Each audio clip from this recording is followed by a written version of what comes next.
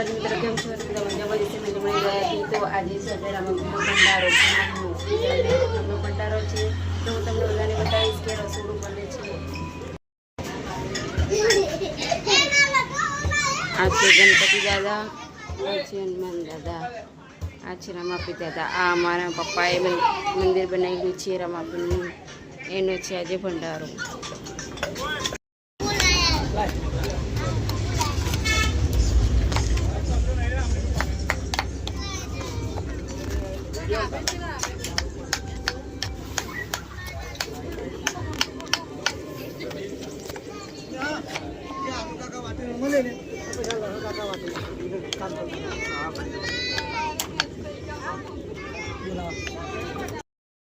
આપણે જીરા રાઈસ ચોખા બનવાનું ચાલુ થઈ ગયું છે.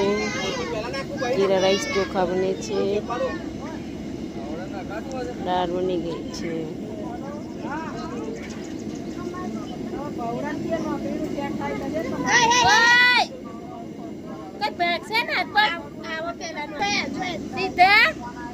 થઈ ગઈ છે અને હવે જમણવાની તૈયાર થાય છે. જમવા માટે બધા આવી ગયા છે.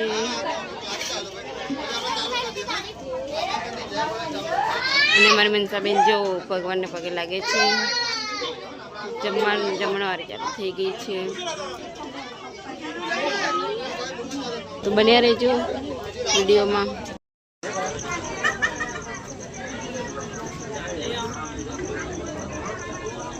જમવાની વાર ચાલુ થઈ ગઈ છે. જમવાનું ચાલુ થઈ ગયું છે. આરતી પત્યા પછી આ વિડીયો ઉતારું.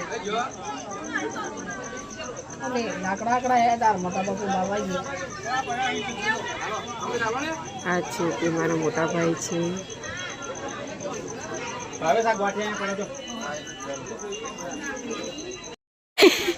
આ ધર્મિષ્ઠા બેન ના પતિ છે.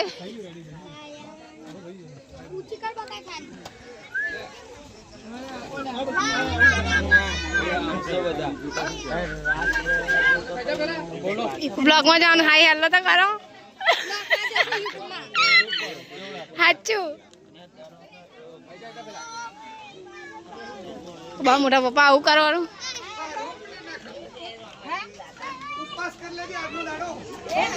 આજનો દાડો ના થાય. કઈ ગયેલી પેલી ફોન આયા તે શું કીધું? ભોયન લઈ જશે તે વખતે જઈશું. હા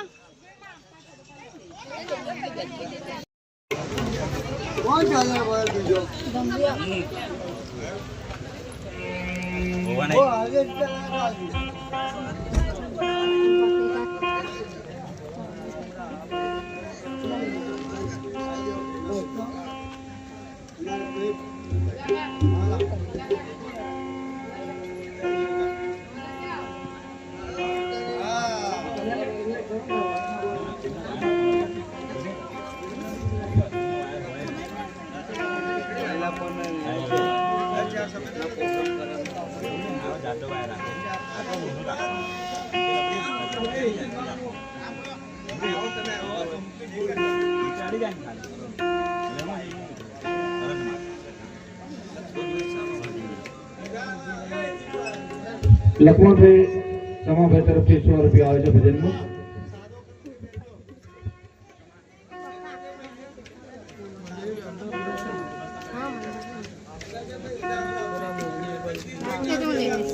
હા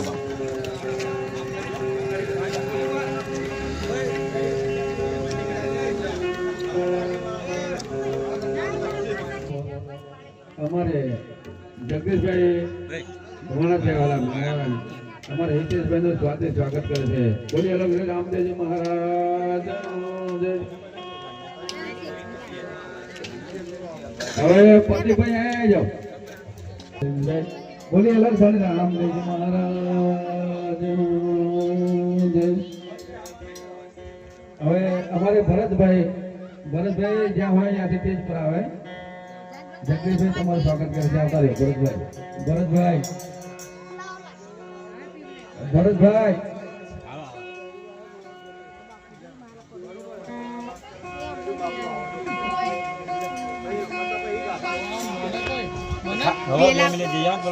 हमारे गांव मोड़ा से भी पधारे गुरुजी पधारे છે સંત પધાર્યા છે તો તેમનું ભાવભીનું સ્વાગત કરી અને ગાદી પર બિરાજમાન કરો મારા ભરતભાઈને નમ્ર વિનંતી કરું છું કે બાપુનું તમે સ્વાગત કરી અને ગાદી પર બિરાજમાન કરો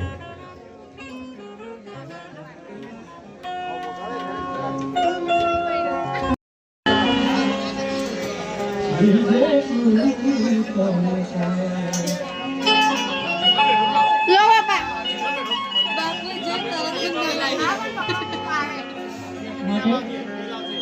સંતનું આગમન થયું છે એક પદની રજૂઆત કરી છે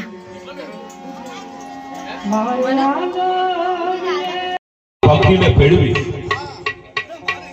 અને વસઈ ગામના અંદર નકળંક નેજાધારી એવા અખિલ બ્રહ્માંડના નાથ રામદેવજી મહારાજના આજે 25 વર્ષથી જેનું પ્રાગટ્યનો દિવસને ઉજવણી તરીકે તમે હું મળીએ છીએ ખરેખર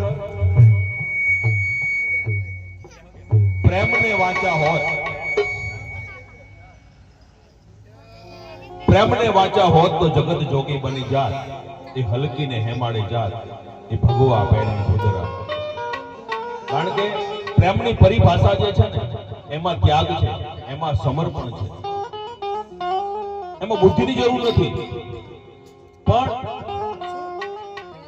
મોહન મામાને યાદ કરવાની વાત જ્યારે આવે ત્યારે ખરેખર તું બોલે મને ડોલતું તું બોલે મને હરખાય તને મળવા મન લલચાય મોહિત થયેલા મોહન બાપુ આસો જાતા તું ગયો એ ગરવે ગામતરું કરી આસો મહિનામાં એ પૂનમના દિવસે એ સંત ભગવાધારી મોહન બાપુએ જ્યારે કહેવાય છે કે સંસાર છોડી અને અખિલ બ્રહ્માંડના નાથના મળવા માટે જ્યારે હાલી નીકળ્યા પણ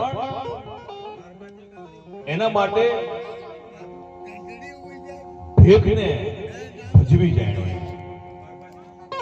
અને બાપના બતાવેલા રસ્તાની ઉપર આજે જે માણા જેની ઉંમર કાચી છે પણ એનામાં બાપના સમર્પણ અને ત્યાગની જે પરિપક્વતા આવી છે આજે એ હિતેશભાઈ આટલું ઉજળું કામ કરે છે ખરેખર એમને અભિનંદન આપવા જોઈએ બાકી નાની ઉંમરનો માણસ એટલું ભણેલો નહીં પણ એના જીવનમાં એને ભણતરનો બહુ મોટો ઉપયોગ કર્યો છે કારણ કે ક્યાંક ને ક્યાંક ભણેલા છે ને એ ભૂલ કરે પણ બાપના બતાવેલા રસ્તાની ઉપર એક વખત